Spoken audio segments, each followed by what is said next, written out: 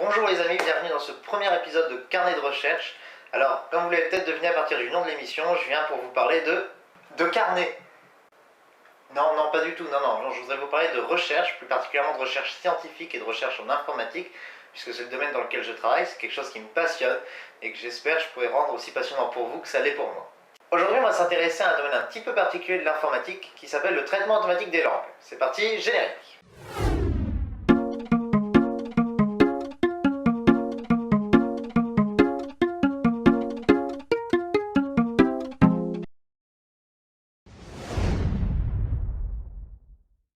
Est-ce que vous vous êtes déjà demandé si un ordinateur sait lire?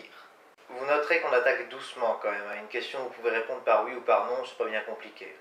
Si votre réponse est oui, eh bien ne vous inquiétez pas, de très nombreux scientifiques se sont déjà posé la question avant vous et ont essayé de trouver une solution à ce problème. Pour répondre à la question de savoir si un ordinateur sait lire, il va falloir diviser le problème en deux étapes. D'abord savoir ce que c'est que savoir lire, et ensuite savoir comment on peut l'appliquer à un ordinateur. Oui, enfin avant toute chose, on pourrait peut-être commencer par se demander à quoi ça servirait de faire en sorte qu'un ordinateur sache lire. Ok. La question de l'utilité est une question qui est un petit peu épineuse en recherche scientifique, notamment parce que beaucoup de scientifiques pensent que le fait qu'on soit en train de faire de la recherche est une justification en soi pour le fait qu'on soit en train de faire de la recherche. C'est un débat ouvert dans lequel je ne vais pas rentrer, je vais simplement vous donner quelques exemples d'application du traitement automatique des langues. Supposez que vous vouliez aller au ciné pour voir le dernier film à la mode sur des vampires fétichistes, mais vous vous tâtez encore parce que la place de ciné c'est pas gratuit. Qu'est-ce que vous faites? Je le télécharge. Non, vous allez aller voir les critiques du film sur internet. Et si en plus vous êtes un gros feignant, comme moi, vous n'avez pas envie de lire toutes les critiques une à une pour vous faire un avis à partir des opinions des autres personnes.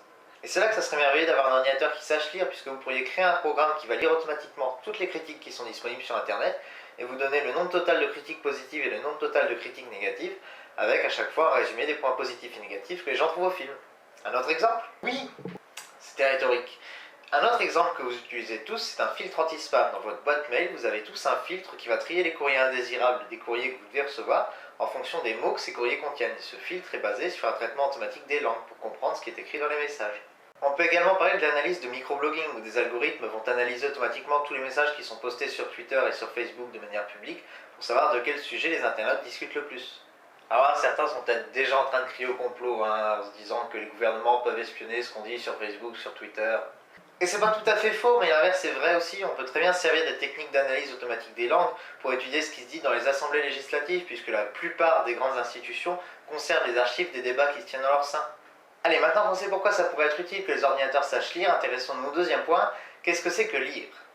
Eh ben, ancienne colère en 3 lettres, c'est lire.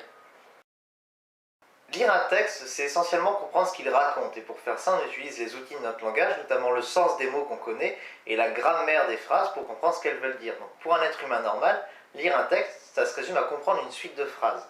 C'est donc assez naturellement que les premiers scientifiques qui se sont intéressés au problème de savoir comment on pouvait faire en sorte qu'un ordinateur sache lire, se sont dit qu'il fallait d'abord donner le sens des mots à l'ordinateur pour qu'il puisse comprendre les phrases à partir de leur grammaire.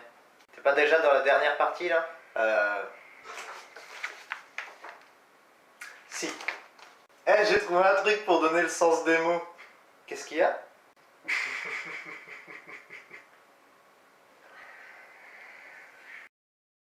Voilà, donc comme on vient de le dire, la première méthode qu'ont essayé les chercheurs, c'est de faire en sorte que l'ordinateur puisse comprendre un texte comme une suite de phrases dont il devait comprendre les mots. Seulement, donner le sens des mots à l'ordinateur, c'est pas aussi simple que de simplement lui donner un dictionnaire en lui disant voilà, le sens des mots il est là, débrouille-toi.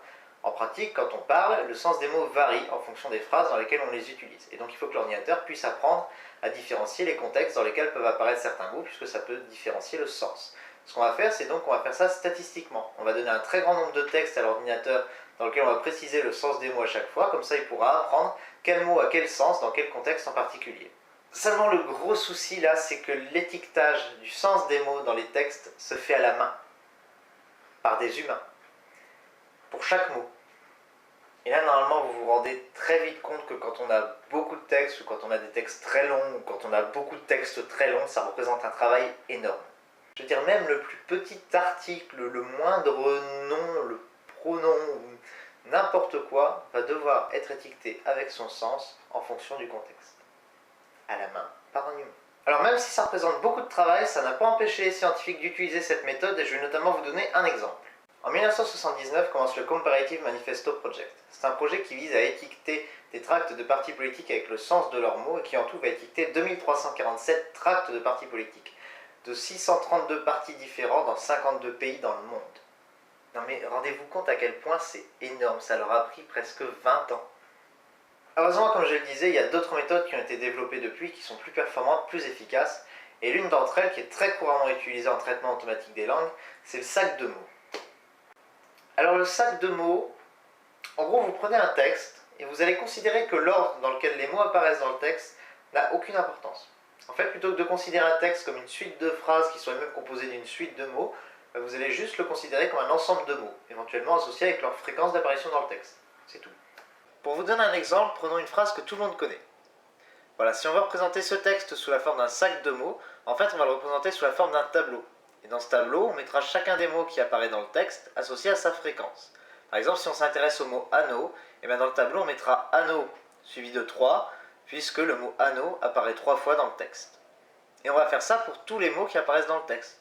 Comme ça, à la fin, on obtient un tableau complet qui représente en fait le texte sous la forme d'un sac de mots, ou d'un vecteur de mots, comme on dit aussi. Alors expliqué comme ça peut paraître extrêmement stupide, puisqu'on sait très bien que quand on parle dans la vie de tous les jours, l'ordre dans lequel on place les mots dans une phrase a une importance cruciale, et même la ponctuation qui n'est pas non plus prise en compte dans le sac de mots. D'ailleurs, en passant, si vous n'êtes pas convaincu par l'importance de la ponctuation, je vous invite à considérer la différence entre ces deux phrases. Et du coup, ça veut dire que le sac de mots, ça marche pas? En fait, si, ça marche très très bien, notamment parce que ça repose sur deux principes qui sont très souvent vérifiés en réalité. Le premier, c'est que le choix des mots qu'on fait est déjà révélateur de l'avis qu'on a sur un sujet. Et le deuxième, c'est que les applications qu'on va utiliser en traitement automatique des langues s'utilisent dans un contexte particulier.